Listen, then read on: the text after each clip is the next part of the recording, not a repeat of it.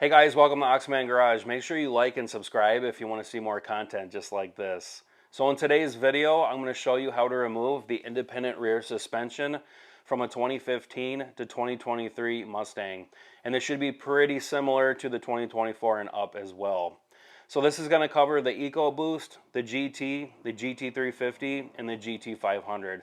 There's some different items with the higher trims with oil cooling and different connectors on the independent rear suspension. So we're going to get started. We're going to go step by step and show you how it's done.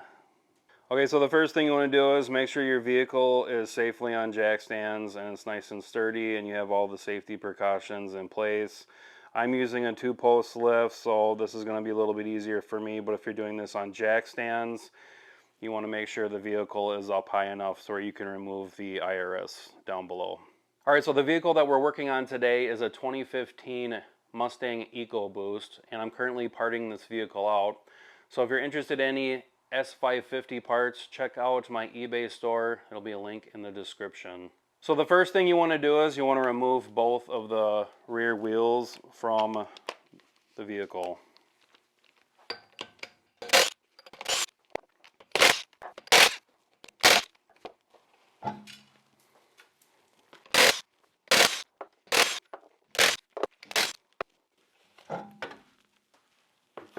Alright, so now you're going to remove the exhaust from the car.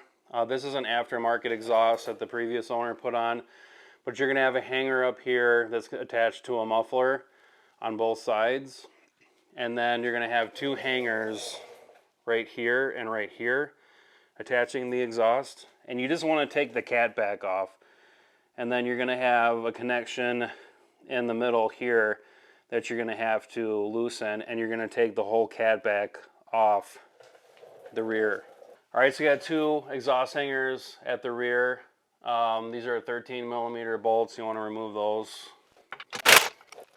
So this is a modified exhaust. Typically you're going to see a band clamp here before it comes back to the catback exhaust, but on the GT and higher trims you're going to see like a dual exhaust here with a bank over here and the bank over here. So it'll be like a 15mm bolt that you're going to loosen for your dual exhaust or your single exhaust. Alright, so when removing the exhaust, these hangers right here are kind of like on a clip. So you just kind of push up and then pull back. And then if the hangers are on the mufflers, they'll slide right out.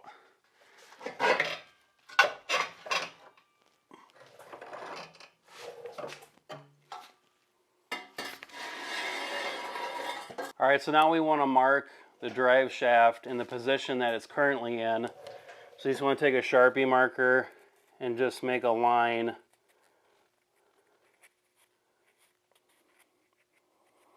So we know that that's the position we're going to put it back in when we reinstall it.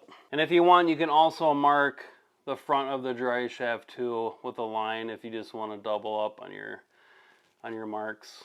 Alright, so you want to place the shifter in neutral so you can move the drive shaft, and you want to remove the three 18mm bolts that connect to the back of the transmission.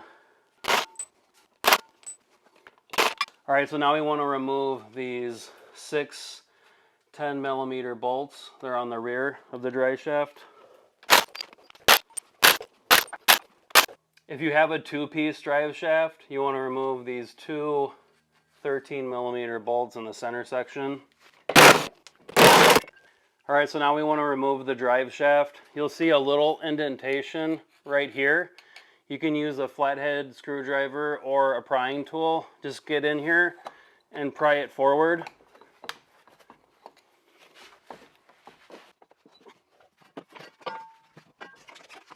Alright, so now we want to loosen the e-brake cables, and this will allow the calipers to have some slack with the e-brake cable so you can remove them. You're going to see this little heat shield here. Remove that. You're going to see a 10mm nut right here. Use a long socket, and you just want to loosen this. All right, so now we want to remove the e-brake bracket and also the brake line over here. So we're going to have this 10 millimeter bolt right here that you're going to have to remove, and then the ABS sensor, which is right here. You're going to have an 8 millimeter right there, and then for the brake hose right here, it's going to come down, and then you're going to have a 10 millimeter right here that you're going to have to remove.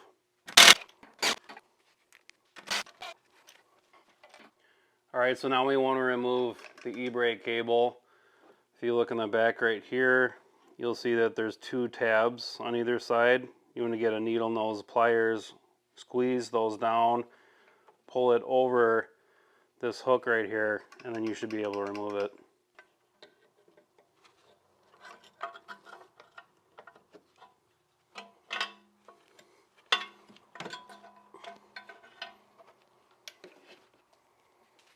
Go ahead and move your e-brake cable and your ABS sensor out of the way.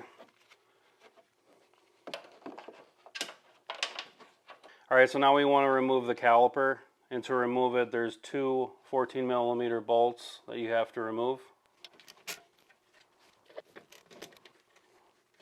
All right, go ahead and take the caliper off.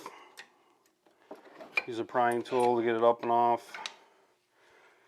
Once you got it off, use a coat hanger or something similar to hang it up and out of the way, because you don't want the weight of the caliper to be hanging on the rubber brake hose. All right, so next we want to remove the shock on the upper shock assembly up here. These are 2 18 millimeter bolts, and when you do this, you want to support the bottom of the suspension here on the lower arm. Okay, so next, if your vehicle is equipped with the differential oil cooling system, you want to remove that now. So this is an EcoBoost, so there's going to be 2 plugs here. If you have a GT350 or a GT500, you'll have the oil cooling system. You want to remove that. You want to remove the top one, the lower one, and fluid is going to come out, so you want to be able to catch that. If you have a GT350 or a GT500, you're most likely going to have a temperature sensor. So you want to disconnect that harness right here in this illustration. All right, so if you are doing this on the ground, you can put jack stands underneath or do a heavy duty rolling cart. If you check out this video right here, I show you how to make a heavy duty rolling cart. So you can put engines, transmissions, IRSs on it. So yes, so now you want to remove the IRS bolts and lower this down on a rolling cart. And if you have a lift like I do, you're going to lift the car up and off of the IRS. So before you go and completely lift the body off of the IRS, you want to remove the differential vent tube right here. It's this tube right here. You want to remove that so you don't crack and break that line.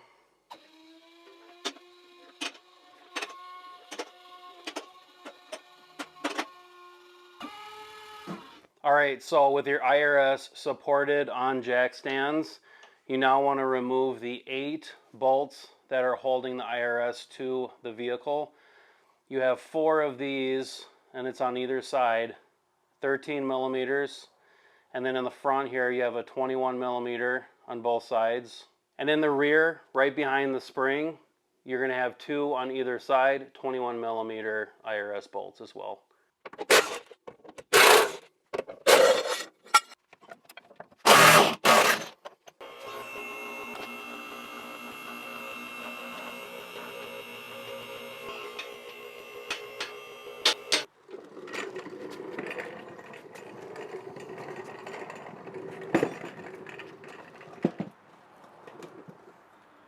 One quick little note before we drop the IRS, you want to make sure that you are marking and lining up on the vehicle where the hole is, and then coming down. I forgot to show you guys that before, but kind of make an index or a mark on all 4 points of where the bolts are to make that little index, so if you do reinstall this, that all your marks are lined up. All right, so we got the IRS out of the car. We went step by step to reinstall this. This is going to be everything in reverse order. I think if you have the right tools and you have a lift, or you can borrow a friend's lift to do this. So why are you removing the IRS? You want to replace the bushings, you want to upgrade bushings, and it's just easier to work on with everything removed. You're cleaning everything up, you're getting rust off, or you're replacing it and you're putting a racing IRS in. I know they have aftermarket subframes that they sell for a racing kit, so that is pretty cool. All right, guys, going to wrap up this video. Please like this video. It helps me out a lot. Consider subscribing to Oxman Garage if you want to see more content just like this. If you have any comments or questions, comment down below. I'll answer them the best I can. So we'll catch you guys on the next one. This is Josh from Oxman Garage.